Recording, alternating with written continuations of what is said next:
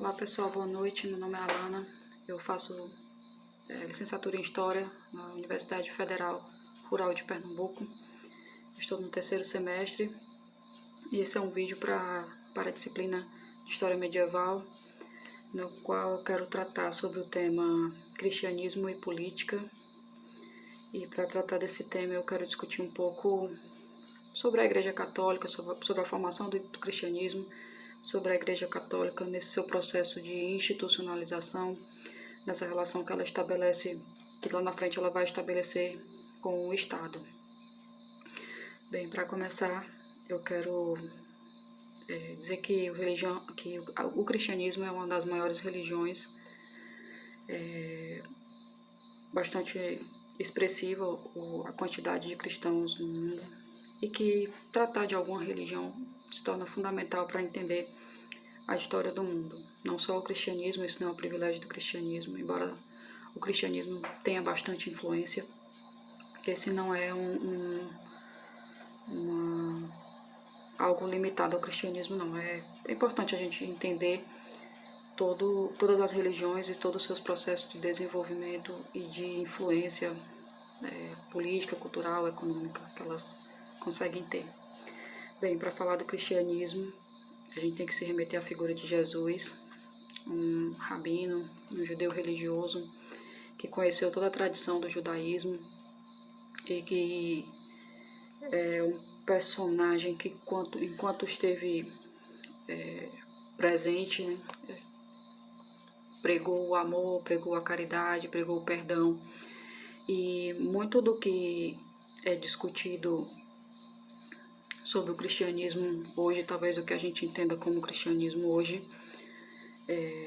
está baseado nessa ideia do que Cristo pregou como a sua mensagem, né, que ele quis deixar aqui na Terra. Bem, há muitas questões relacionadas ao cristianismo, mas quando a gente toma o cristianismo em si, não mais a figura só de Cristo, mas o cristianismo enquanto uma noção ideológica de formação de religião, nós nos remetemos à figura de Paulo de Tarso. Muitos historiadores atribuem a Paulo essa noção da formação do cristianismo, porque Paulo, ele elaborou uma vasta teologia, juntando, criando suas cartas.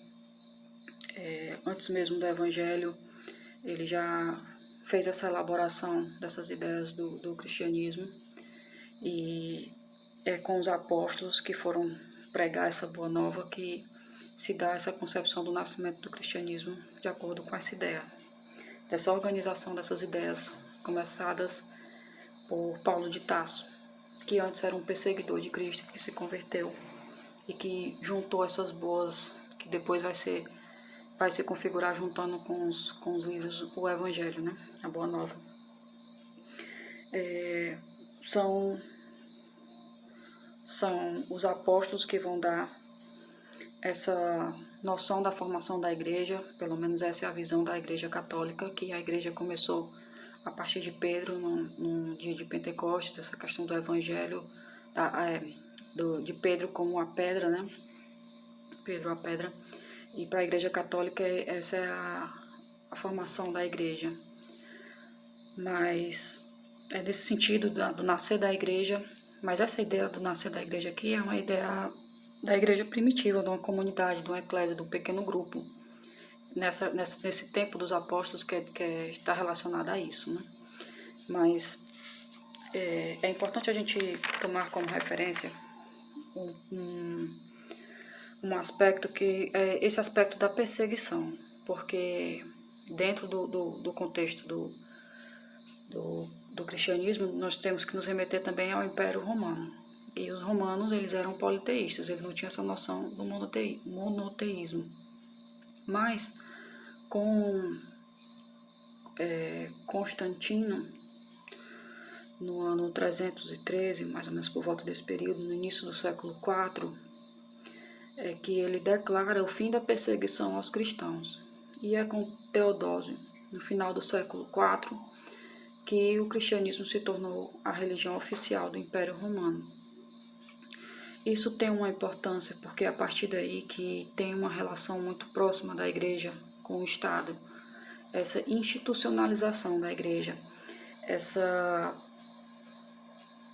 estabelecimento dos dogmas, essa ampliação, essa relação com o Estado que a igreja vai tomando, em que o imperador vai colocando alguns nomes fortes da igreja para participar da estrutura política do império, essa relação interligada entre a igreja, essa mistura da política com a religião, ocorre aí, esse momento significativo, porque é nesse aspecto político que é importante destacar, esse momento que a igreja se institucionaliza e ela vai tendo e vai adquirindo grande poder de influência. Na medida em que ela está nessa relação com o Estado, ela vai aumentando o seu poder de influência. Seu poder de influência que vai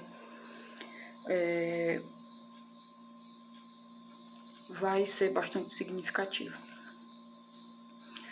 Bem, durante muito tempo a igreja ela vai se estabelecendo e mantendo ali a igreja romana, né, com os seus aspectos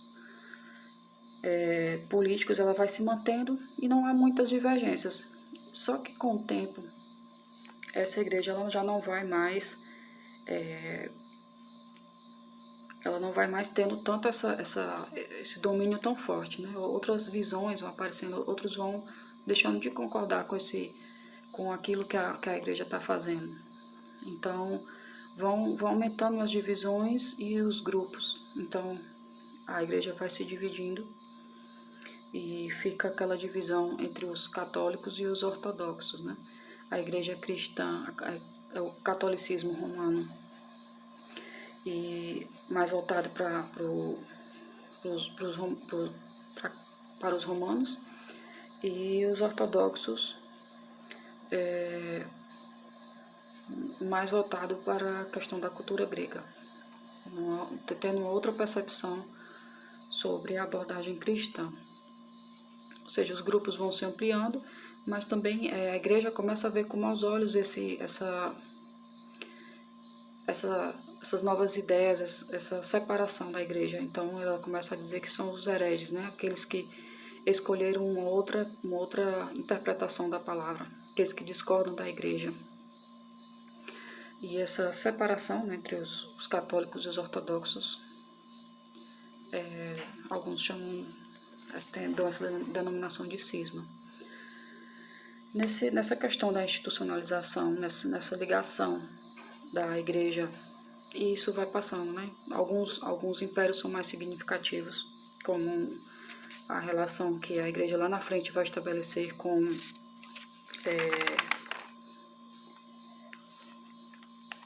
a igreja vai adquirindo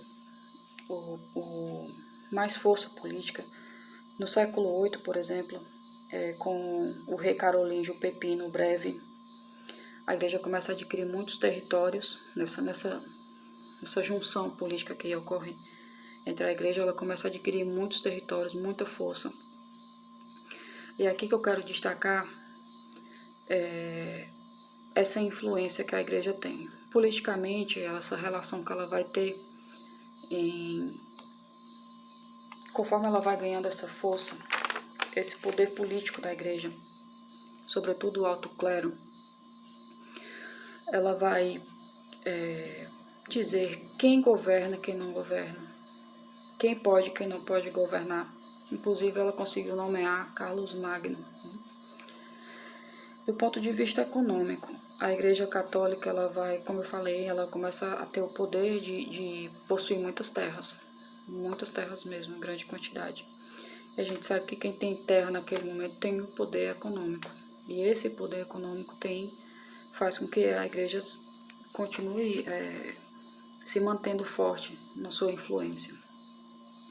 Do ponto de vista da sociedade, a Igreja, a gente percebe que essa relação nesse período com a igreja é muito forte. em termos culturais, tudo educação, tudo girava em torno da igreja, do que a igreja determinava, do que a igreja dizia. A igreja era a representante de Deus na terra, então não tinha como discordar ou não ser guiado pelaquele dogma, né? Então esse poder, esse teocentrismo, né, essa ideia, essa noção forte da igreja, de Deus está no centro de tudo, essa noção. E esse é a questão do grande poder político presente na Igreja Católica, que é importante destacar. E foi o que eu quis destacar aqui. Claro que lá na frente a Igreja vai demonstrar em outros períodos, já em outros séculos, a Igreja vai demonstrar todo o seu poder com relação à questão das inquisições e tudo, mas isso é um outro período que eu não queria muito destacar aqui.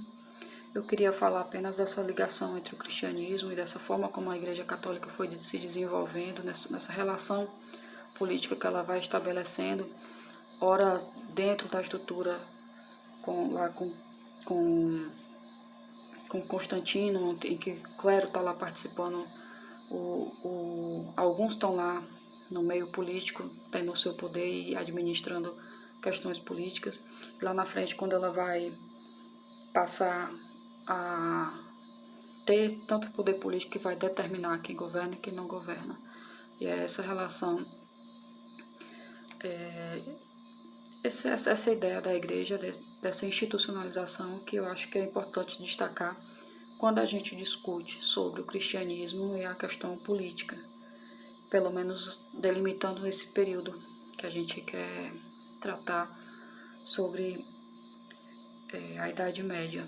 Claro que outros contextos são mais profundos, como essa questão do século VII depois de Cristo, que é o Tribunal do Santo Ofício, quando há uma perseguição aos pagãos, a todos aqueles que não creem nas ideias e nos dogmas da Igreja Católica, inclusive com torturas. Isso faz parte da Inquisição, e tudo isso tem um poder muito grande da Igreja Católica, que é sempre levado em consideração quando se discute esse período e quando se discute a questão da igreja nesse período. É isso que eu queria debater com vocês, eu agradeço e muito obrigada.